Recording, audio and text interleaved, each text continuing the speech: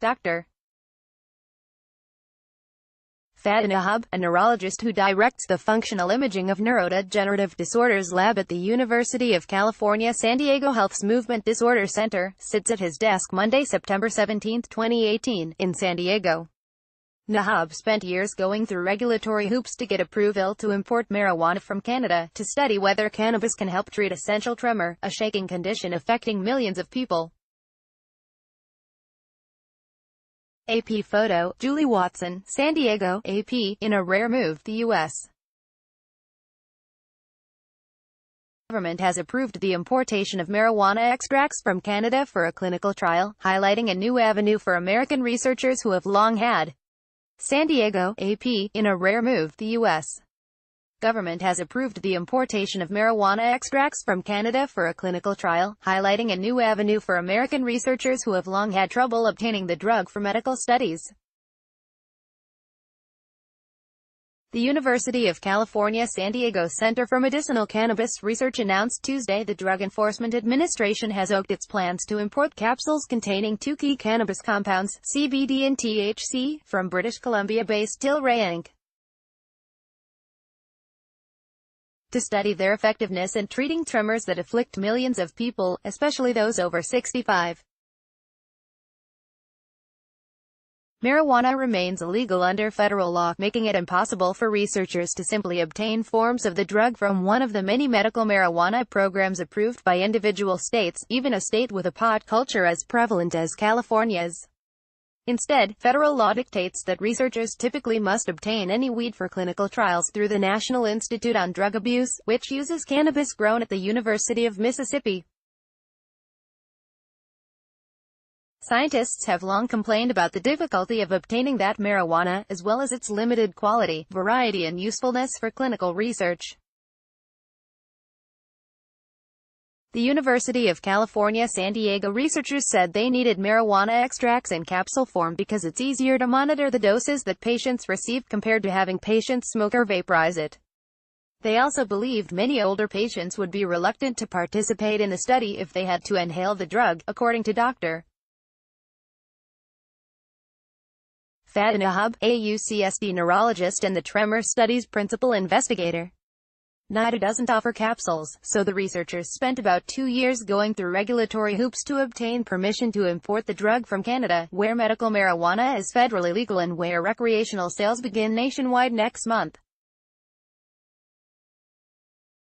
Paul Armentano, deputy director of the marijuana law reform organization NORML, said that illustrates how badly American researchers need alternative sources for cannabis.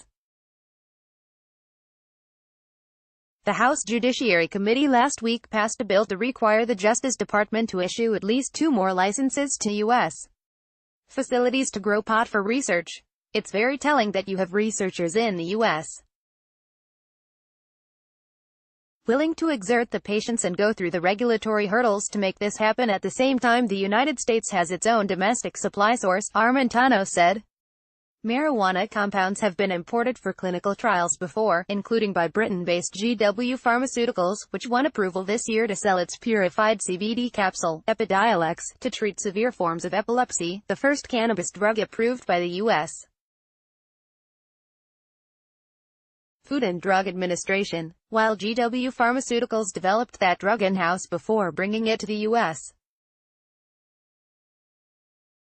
for testing. Tilray, which recently became the first marijuana company to complete an initial public stock offering in the U.S., said it can work with researchers to develop the cannabis formulations they hope to study. It's a really big milestone for Tilray and also just for the whole industry, said Catherine Jacobson, Tilray's director of clinical research. Researchers in the U.S. have really been limited to doing research using dried flower.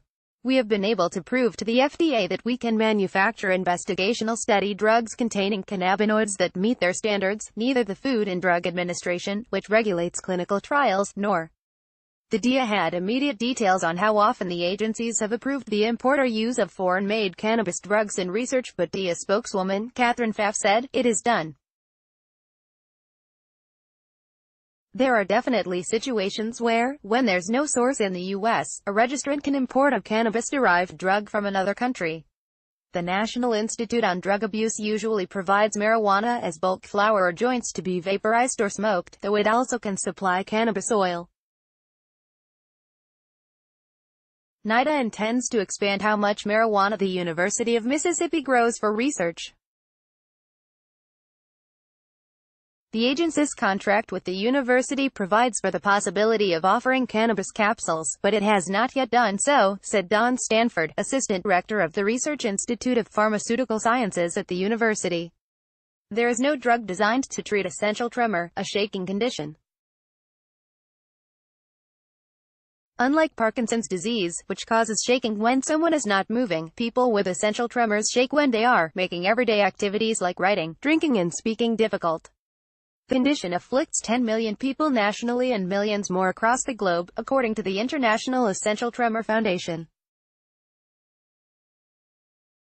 Many patients try to control the shaking by repurposing other drugs, such as blood pressure medicine, with limited success.